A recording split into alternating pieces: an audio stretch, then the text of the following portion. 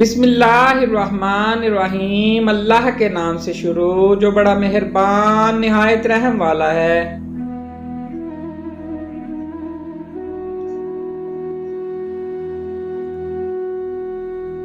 الحمدللہ، جو کچھ ملا بہترین ملا اور جو نہیں ملا اس میں بہتری تھی۔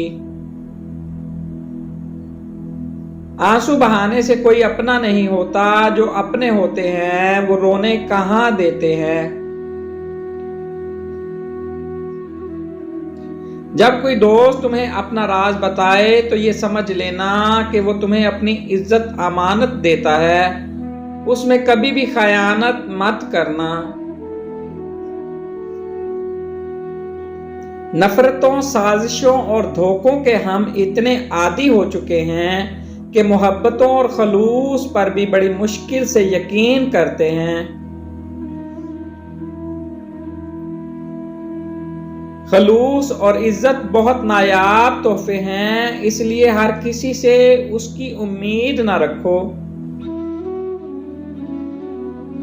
اللہ کا ذکر اپنے ہاتھوں کی انگلیوں پر کیا کرو، کیونکہ اندھیری قبر میں یہ روشنی کا سبب بنے گی۔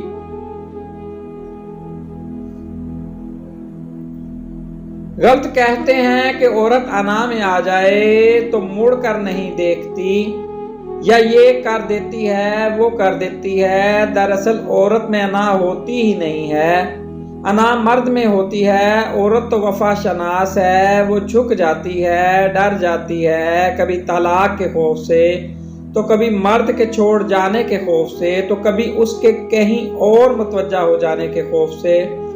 عورت ہر بار اپنی انا اور عزت نفس کو چلتی ہے، تب کہیں جا کر زندگی گزار پاتی ہے۔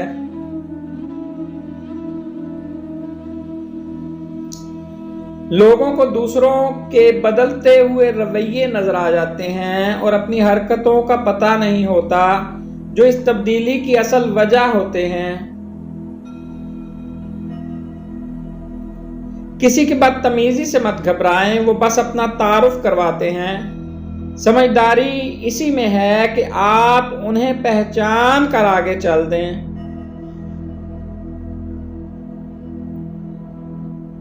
حضرت علی رضی اللہ تعالیٰ عنہ کا ارشاد ہے کہ کسی کو تم دل سے چاہو اور وہ تمہاری قدر نہ کرے تو یہ اس کی بدقسمتی ہے، تمہاری نہیں۔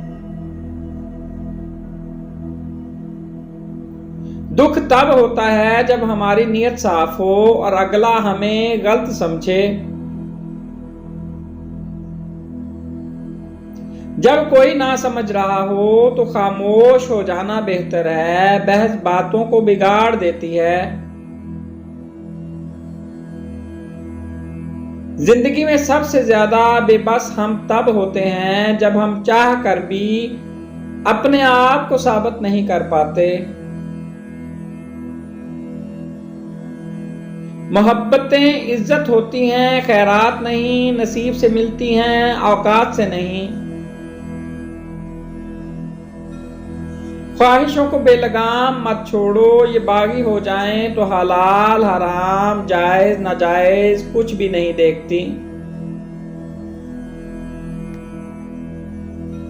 دنیا وہ کتاب ہے جو کبھی نہیں پڑھی جا سکتی، اور زمانہ وہ استاد ہے جو سب کچھ سکھا دیتا ہے۔ Please like, subscribe and share.